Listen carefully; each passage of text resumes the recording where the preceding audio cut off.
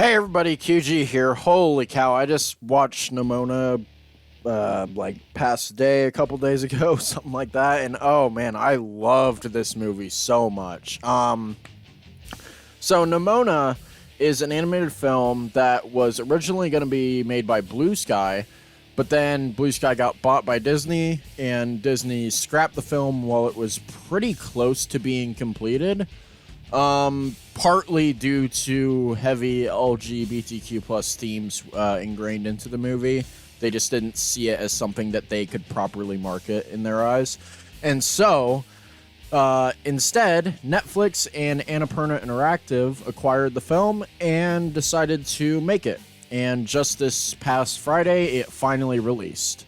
So this is considered Blue Sky's swan song, even though Blue Sky is no longer active. So Nimona is a fantastic film. It is about, so it's like a futuristic setting, but it's also still fantasy. So it feels like a modern era type futuristic city type deal you'd see, but with still like modern day, sort of ingraining into like how the city works and that type of thing. But then there's also like nights. There's a night system. So that's cool. And basically what happens is knights are usually born into knighthood, but one day the queen decides that she wants to knight a commoner to become one of the knights. And during his knighting ceremony, his sword turns into a weapon that ends up killing the queen, and now he's basically been framed for killing the queen, and he has to go out and clear his name. After he goes to hide from authorities and stuff to try to prove his innocence, this is where Nimona comes in. She is a shapeshifter that can turn into any kind of animal or human or take on the form of anyone or anything, basically, that's living and breathing. And she decides that she wants to become Ballister. The knight's name is Ballister. Ballister's sidekick. And so they decide, or Ballister insists that, he's still innocent, and she's bummed out about it. But instead, they decide to try working together to figure out who did it.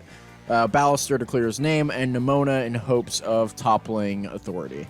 And the movie kind of plays out from there, and yeah, that is what Nimona is down to its bare parts about. So, oh man, Nimona, visually, Nimona looks fantastic. Writing-wise, it's really good, surprisingly good. Character-wise, they're so entertaining, and they play off of each other very well. Dynamic-wise, it's not too dissimilar from what you've seen in other films, I guess you could say, but that's not to say it's not really, really well done here. And so, for that reason, it's still very entertaining to watch. Chloe Grace Moretz, voicing Nimona, of course, does a great deal in helping her character really be as endearing as possible. Ballister and Ambrosius' relationship is really well done. I love how they handled that, and I love those two characters as well, alongside Nimona. I don't want to give too much away, honestly, regarding this review. That's why I've kind of decided that this should be a quicker, shorter video. But yes, I love this movie so much. It's instantly became one of my favorites. 10 out of 10. Cannot recommend it enough. If you have Netflix, watch it. If you don't, find a way to watch it. I believe it's going to be airing in some theaters. I don't know exactly when or if it's already happening, but I do believe that's going to happen at some point. So if you'd rather wait for that, look into that. But yeah, I just wanted to gush about Nimona real quick because I just watched it and I loved it a lot, like very, very much. And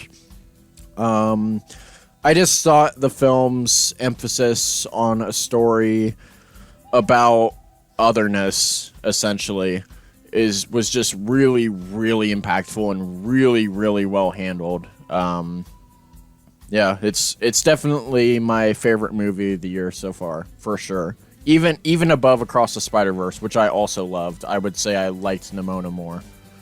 So yeah, I think I've said what I need to say. Go watch it. You'll love it. Thank you guys so much for watching. Be sure to keep an eye out for any other videos, and let me know in the comments what you guys think of Nimona. Maybe I'll make a follow-up video that goes more in-depth with what the movie was trying to say and plot beats and that kind of thing. Till the next one, though, peace.